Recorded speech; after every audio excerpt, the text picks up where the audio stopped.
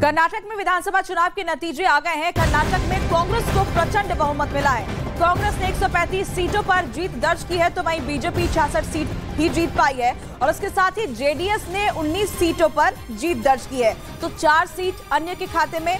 कर्नाटक में मिली जीत से कांग्रेस नेता गदगद हैं। दिल्ली से लेकर बेंगलुरु तक कांग्रेस कार्यकर्ताओं का जोश आई है। आज कर्नाटक कांग्रेस दल की बैठक होगी, जिसमें सीएम के नाम का ऐलान किया जाएगा।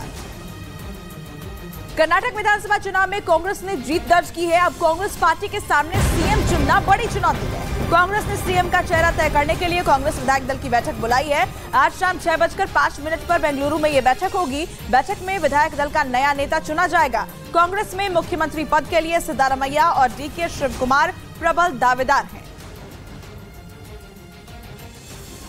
कर्नाटक चुनाव में कांग्रेस को पूर्ण बहुमत मिलने के बाद राहुल गांधी ने दिल्ली में कांग्रेस दफ्तर पर पत्रकारों से बात की। उन्होंने जीत का श्रेय कर्नाटक की जनता और कार्यकर्ताओं को दिया और कर्नाटक की जनता और वहां के नेताओं को धन्यवाद दिया। इस दौरान उन्होंने बीजेपी पर तंज भी कसा। एक तरफ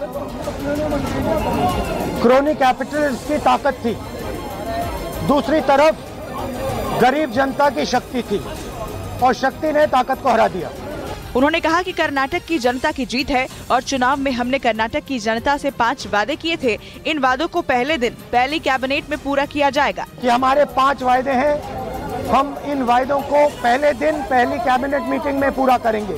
कर्नाटक में विधानसभा चुनाव में कांग्रेस ने 136 सीटों पर जीत दर्ज की, वहीं बीजेपी 65 सीट ही जीत पाई, जबकि जेडीएस ने 19 सीटों पर जीत दर्ज की। कर्नाटक में कांग्रेस पार्टी की जीत के बाद वहां मुख्यमंत्री के नाम को लेकर चर्चा शुरू हो गई। मुख्यमंत्री की रेस में सिद्धारमैया और डीके शिवकुमार सबसे आगे हैं, लेकिन अभी तक साफ नहीं हो पाया कि कर्नाटक का अगला मुख्यमंत्री कौन बनेगा। हालांकि कर्नाटक जीत के बाद सिद्धारमैया और डीके शिवकुमार के साथ कांग्रेस अध्यक्ष मल्लिकार्जुन खड़गे की एकजुटता की तस्वीर सामने आई, जिसमें रणदीप सुरजेवाला, केसी वेणुगोपाल भी नजर आए।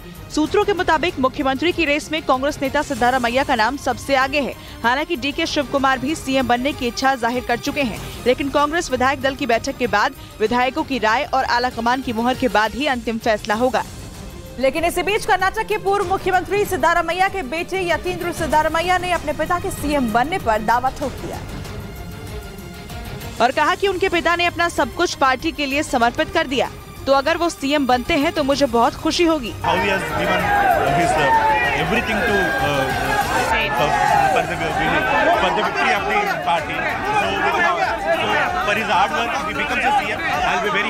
कर्नाटक कांग्रेस के अध्यक्ष डीके शिवकुमार ने कनकपुरा सीट से जेडीएस के बी नागराजू को 1,22,392 मतों से हराया, जबकि पूर्व मुख्यमंत्री और कांग्रेस के वरिष्ठ नेता सिद्धारमैया ने वरुणा सीट से बीजेपी के वी सोमन्ना को 46,163 मतों से हराया। कर्नाटक चुनाव में कांग्रेस को पूर्ण बहुमत मिलने के बाद राहुल गांधी ने दिल्ली में कांग्रेस दफ्तर पर पत्रकारों से बात की। उन्होंने जीत का श्रेय कर्नाटक की जनता और कार्यकर्ताओं को दिया और कर्नाटक की जनता और वहां के नेताओं को धन्यवाद दिया। इस दौरान उन्होंने बीजेपी पर तंज भी कसा। एक तरफ